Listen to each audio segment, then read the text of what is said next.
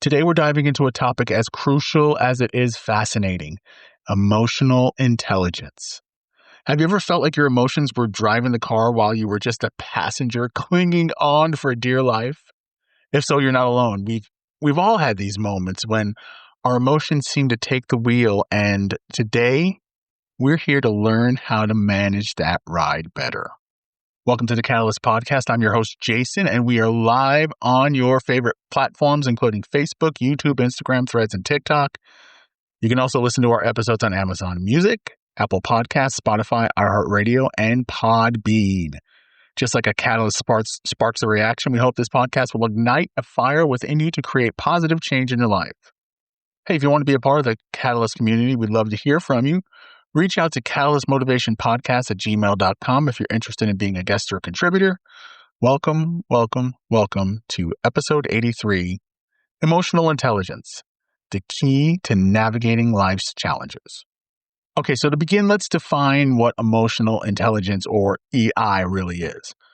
Emotional intelligence is the ability to recognize, understand, and manage our own emotions, as well as the ability to recognize and understand and influence the emotion of others. It's the cornerstone of building meaningful relationships, achieving professional success, and maintaining a healthy sense of self. Now, according to psychologist Daniel Goleman, emotional intelligence consists of 5 key components. The first is self-awareness, knowing your emotions. Number 2, self-regulation, managing your emotions. That's the big one. Big problem with that. I come from an Italian family. I have a big problem with self-regulating emotions, okay? Number 3, motivation, using your emotions to fuel positive action. Number 4, empathy, understand others' emotions. And finally, number 5, social skills, managing relationships effectively. That's the one I'm a little weak on. I don't know. What do you think? What about you? What about the social skills? Sometimes I'm not really great with the social skills, just being honest. Okay. So let's start with self-awareness. How often do you pause and reflect on what you're feeling and why?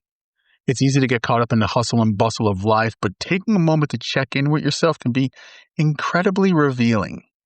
As Aristotle once said, knowing yourself is the beginning of all wisdom. So here's a practical exercise you can use. How about a daily check-in? Spend 5 minutes each day reflecting on your emotions. Ask yourself, what am I feeling right now? What triggered this emotion? Write down your thoughts in a journal or in a text message or a sticky note on your phone, wherever. This simple exercise can help you become more attuned to your emotional state over time. And that's exactly one of the things I did. My walks on the beach were times for self-reflecting, and I would, when an emotion would come up that would be, unusual, like of a past experience and things like that. Wait, where did that come from? How did I get from saying a positive affirmation to now thinking back to the time when I got called in to HR because I turned the lights on in the office building? How did I get there? I don't know. It's a crazy story. I'm going to save that for another day. But just going and tracing where they come from, how you're feeling about them, it can really, really, really help you become a lot more attuned to who you are and your emotional state. Okay, moving on to self-regulation. This is all about managing your emotions so they don't manage you. Have you ever been in a situation where you reacted impulsively and regretted it later? I know I've been there. The key is learning to pause before reacting. I always did the opposite. So I need to be like George Costanza. He did the opposite of everything that he would normally do or think, and he became like a better person or a different person. Yeah, same thing here. So here's a practical exercise for that.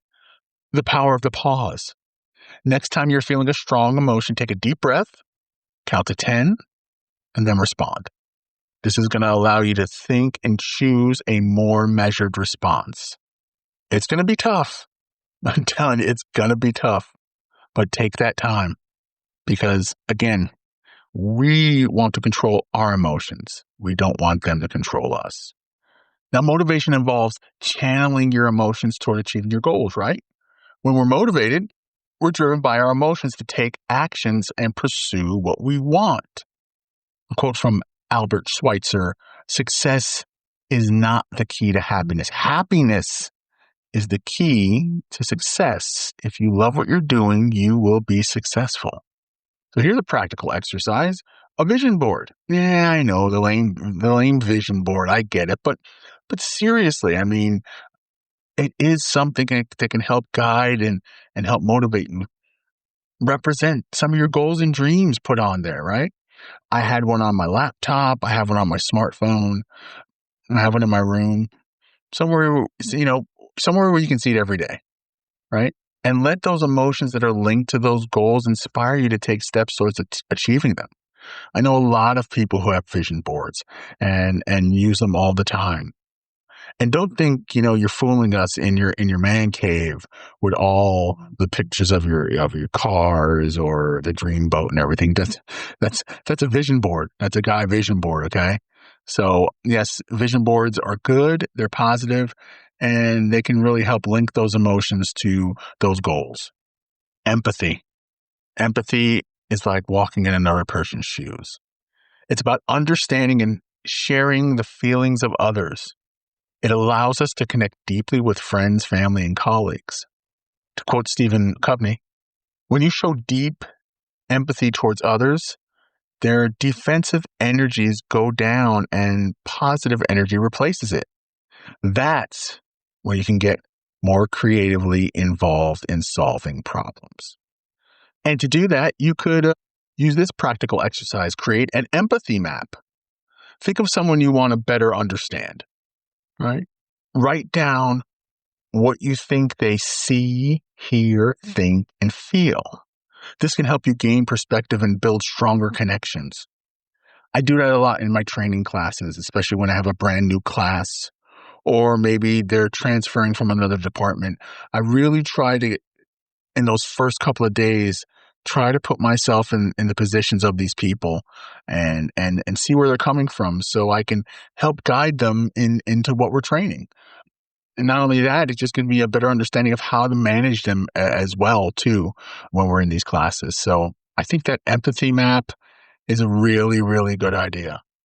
So finally, we have social skills, right? These are essential for effective communication and relationship management. Good social skills allow us to navigate social complexities with ease. And the social skills part is the one where you really have to go out there and put yourself out there and be brave, right? Find your tribe. If you need to, start off small, find just one or two people, or just get out there and be bold and brave. It's scary. It's scary. And there was a big resistance for me to go out and talk with people.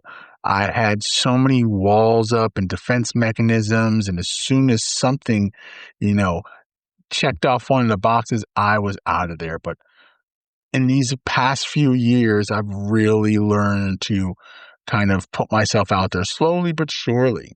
Now, there are some people who see me as this outgoing, positive, happy, crazy, smart aleck, or whatever they think. They might think bad of me. Again, that was kind of a defense mechanism to kind of avoid getting close to people. But yeah, I mean, having those great social skills is sometimes I just envious of some people, how they can just casually come in and out of a situation. It's absolutely amazing. And it's something that I've been and continue to work on. And here's one of the ways, or an activity that I used and you can use: just being an active listener, right? During your next conversation, practice active listening. Focus entirely on the speaker without interrupting. For some of us, that's impossible, right? But do it. Go ahead and reflect back what you're hearing and ensure that you're understanding it. This is great for what I do as a trainer. Active listening is absolutely important. But yeah, give it a try, because sometimes we're so ready to respond to something, we don't even know what it is yet, that we don't hear what's being said. So just shut up. Shut the fuck up, right? Shut the fuck up and listen. All right? It'll really, really help you. It's going to take time. It's going to take time.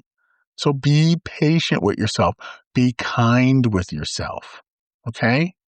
Trust that you have the ability to move forward and progress. And you don't have to do it all in one big presentation. Take a small little step. Okay, let's wrap it up.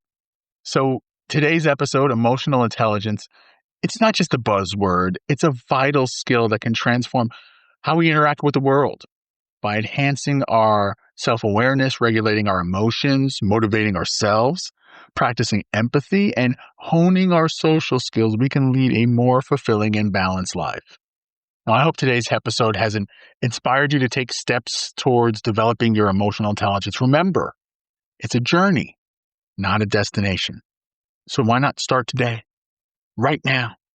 Right now. Start today. Okay? You got this. I believe in you. And I'd love to hear from you. So please share your thoughts and experiences with emotional intelligence on social media using the hashtag Stoic Emotions. Hashtag Stoic Emotions. And let's continue this conversation and learn from each other. Don't forget to like and subscribe to our podcast for more motivational content like this. And you can find us on Apple Podcasts, Spotify, or wherever you get your podcasts. And while you're there, leave us a review and help spread the word. Please help spread the word. Like our friends are doing in Germany, in Russia, in the Philippines, in France, in Italy. Yay, Italy. Thank you for being a part of this. We have some listeners in Canada, I believe, and here in the States as well. So please spread the word.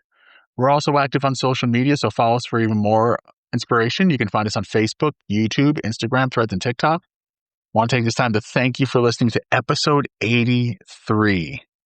Man, this is unbelievable. Episode 83. We almost have 100 episodes.